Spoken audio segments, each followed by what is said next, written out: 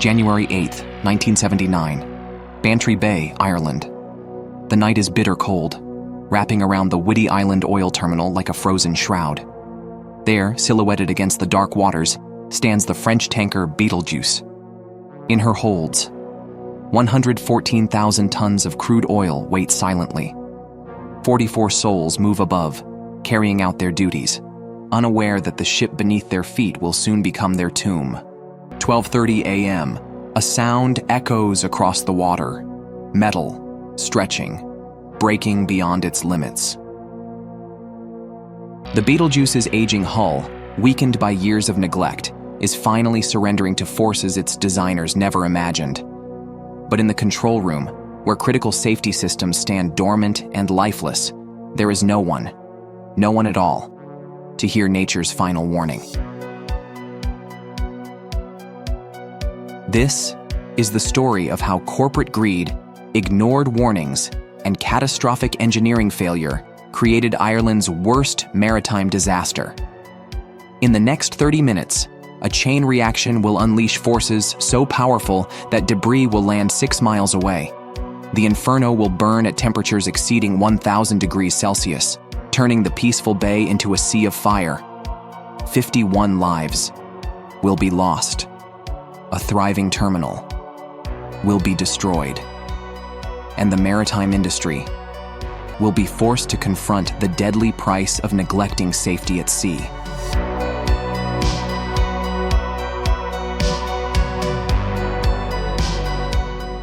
The story begins in the booming 1960s. Europe's thirst for oil was becoming insatiable. The petroleum industry faced a massive challenge: how to transport vast quantities of Middle Eastern oil across thousands of miles of open ocean economically. Their solution would revolutionize maritime engineering: the ultra-large crude carrier. These mechanical giants could transport more oil in a single voyage than entire fleets of conventional tankers. But their unprecedented size created a new problem. Most European ports were simply too shallow to receive them. In 1966, Gulf Oil Corporation discovers their answer in Ireland's Bantry Bay. Here, protected from Atlantic storms, deep waters created perfect conditions for an oil terminal. And there stood Whiddy Island, sparsely populated, strategically positioned, seemingly ideal. By 1969, the terminal dominated the southwestern end of the island. 17 massive storage tanks rose from the landscape like steel mountains. Together, they could hold 1.2 million tons of crude oil. A sophisticated offshore jetty stretched 400 meters into the bay, designed to handle the largest ships on Earth. Those early years were a testament to modern engineering. The Gulf Universe Island, then the world's largest vessel, regularly called at Bantry Bay. The local economy flourished. But beneath this success, the seeds of disaster were taking root. The terminal's original design included multiple layers of safety: pressurized fire mains, automated foam systems, emergency trigger mechanisms. But as the 1970s brought economic pressures, these critical systems began to disappear. 1970, the decision to stop keeping fire mains pressurized. 1971, removal of automatic foam triggers on the jetty. 1971, disconnection of the control room's emergency response systems. Each modification, a small step toward catastrophe. Each cost-cutting measure, another layer of protection stripped away. Into this compromised facility sailed the Betelgeuse, a French tanker with its own troubled history. Built in 1968, she lacked basic safety features that today would be unthinkable. No stress calculator to monitor hull pressures, no inert gas system to prevent explosive conditions in her tanks. By 1977, the Betelgeuse undergoes a special survey inspection in Singapore. The surveyors find severe corrosion throughout the ship, from deck plates to ballast tanks. They recommend urgent repairs. But with profit margins tightening, Total Oil rejected every single recommendation. After all, the Betelgeuse was nearing the end of her service life. Why spend money on a ship that would soon be scrapped? As the Betelgeuse began her final journey from Saudi Arabia to Ireland, No one could have predicted how these separate threads of negligence would interweave. Simple decisions, made in distant offices, were about to converge in a perfect storm of disaster.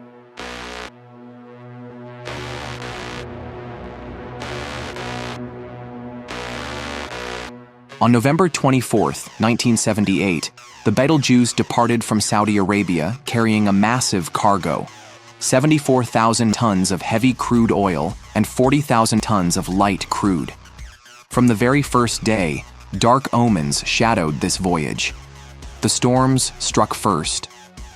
As the Betelgeuse entered the Bay of Biscay, she encountered weather so severe that her planned stop in Sines, Portugal became impossible. In the churning waters, crew members made a chilling discovery: an oil leak, a stark reminder of the ship's deteriorating condition. The captain had no choice but to reduce speed and consider an emergency stop at Brest, France. The crew managed to patch the leak, but their troubles were far from over. When they finally reached Leçons harbor in Portugal, they found their path blocked by a sunken ship. With no other options, the Betelgeuse turned toward Ireland's Bantry Bay, a decision that would seal her fate.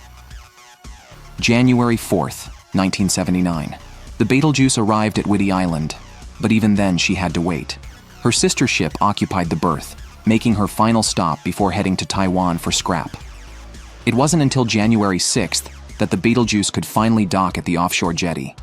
The terminal's pollution control officer completed his safety checklist, but the Betelgeuse's condition was impossible to ignore. Multiple witnesses described her as a real old rust bucket, and professionals soon confirmed these observations. 2 different surveyors representing potential buyers visited the ship that day. Their detailed inspections verified what was visible to the naked eye. The Betelgeuse's condition was so alarming that both potential buyers would ultimately walk away. January 7th, 11:30 p.m. The crew made a decision that would prove fatal. Attempting to correct the ship's trim and list, they began pumping water into the permanent ballast tanks, the same tanks that surveyors in Singapore had warned were severely corroded. Without a stress calculator, they couldn't see the catastrophic pressures building within the weakened hull. Meanwhile, on the terminal, Gulf Oil's cost-cutting measures had left the night shift dangerously understaffed. The firefighting tug that should have been standing by was moored 20 minutes away. The control room where emergency responses would be coordinated stood empty. The emergency foam system on the jetty could only be activated from that same unmanned control room. Like dominoes arranged with deadly precision, every element of the disaster now stood in perfect alignment. All that remained was the first push.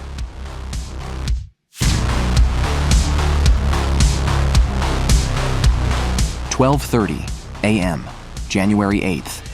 A deep metallic groan echoes across the water, the sound of the Betelgeuse's hull surrendering to forces its designers never anticipated. The concentrated weight in her ballast tanks had created stresses that her corroded structure could no longer withstand. The initial failure struck amidships, where the ballast tanks met the cargo section. As the hull began to tear, live electrical cables snapped. The sparks ignited oil vapors escaping from the ruptured tanks, a catastrophic chain reaction that a simple inert gas system could have prevented. Burning oil began pouring from the fractured hull, transforming the sea around the ship into a wall of flame. Terminal workers on the jetty found themselves trapped.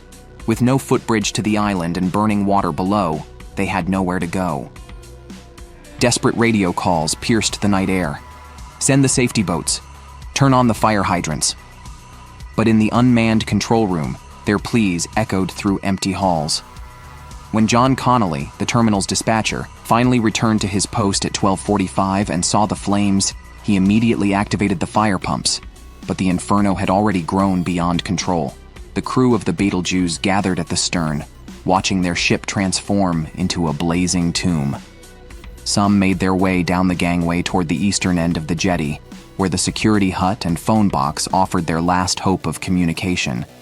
The harbor pilot, trapped on the aft deck with 4 crew members, radioed their desperate intention to jump overboard, though with the water itself ablaze, this offered little chance of survival. 1 a.m. A deep rumbling sound emanated from the Betelgeuse's center. Then came the explosion, a blast of such devastating force that it tore the ship apart. Pieces of the vessel became deadly projectiles, hurled in all directions. One massive chunk of steel, the size of a car, slammed into the ground meters from a storage tank, barely missing what could have triggered an even greater catastrophe. The fireball reached temperatures exceeding 1,000 degrees Celsius, creating a column of flame that rose 300 feet into the night sky. Debris would later be found in the Milo Valley, over 6 miles away. For the 14 families on Whiddy Island, their peaceful night erupted into chaos. As they fled to their boats, red-hot debris rained down around them. The countryside blazed like midday, while the heat seared the air miles away. Terminal workers could only watch as fire consumed the jetty and ship. With flaming waters preventing rescue vessels from approaching, they faced their next crisis, protecting the storage tanks from the rain of burning debris. But when they tried to activate the safety systems, nothing worked. Fire tender, hydrants, hoses, breathing apparatus all stood useless, casualties of years of neglected maintenance. 3 local fire brigades reached the island by ferry, but against this inferno, they were nearly powerless. With temperatures hot enough to melt steel and multiple vehicles failing, firefighters could only focus on containing the blaze, preventing its spread to the tank farm. For 12 hours, the inferno raged. Finally, around 1 p.m., the stern section of the Betelgeuse sank into 30 meters of water, taking with it the main source of the fire. But a new danger emerged. A toxic cloud of inflammable gas surrounded the wreckage, making rescue attempts impossible. For 2 weeks, this lethal shroud would hover over the bay, turning the wreck into a forbidden zone, and with it, any hope of finding survivors.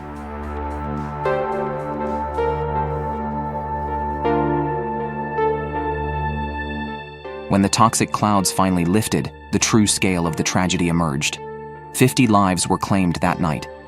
42 crew members, 7 terminal workers, a cargo inspector, and the harbor pilot. Only 27 bodies would ever be recovered from the dark waters of Bantry Bay. The investigation lasted a full year, producing a damning 480-page report. Its findings went far beyond a single accident, revealing a systemic failure in maritime safety. Oil companies had routinely placed profit above safety. Government inspections proved ineffective, announced in advance, and stripped of real oversight. The terminal's emergency protocols existed merely on paper, undermined by inadequate staffing and training. When crisis struck, these failures created a deadly chain reaction, transforming a manageable emergency into an unprecedented catastrophe. The disaster's ripples spread far beyond that terrible night. Salvage teams worked for more than a year recovering the Betelgeuse's wreckage, which had split into 4 distinct sections. During these treacherous operations, tragedy struck again. A Dutch diver lost his life, bringing the final death toll to 51. The cleanup of contaminated fishing grounds continued until 1983, with costs mounting beyond $100 million. Gulf Oil never reopened the terminal, surrendering their lease to the Irish government by 1986. Today, while the facility stores Ireland's strategic oil reserves, the original jetty still stands in Bantry Bay, a silent monument to the price of corporate negligence. The Whiddy Island disaster transformed maritime safety forever. Modern tankers now must carry stress calculators and inert gas systems. Terminals require multiple safety redundancies and regular emergency drills. But beyond these technical specifications lies a more profound lesson. When we sacrifice safety for profit, we risk paying the ultimate price, measured not in dollars, but in human lives. Thank you for watching. Please like and subscribe for more historical documentaries. See you in the next video.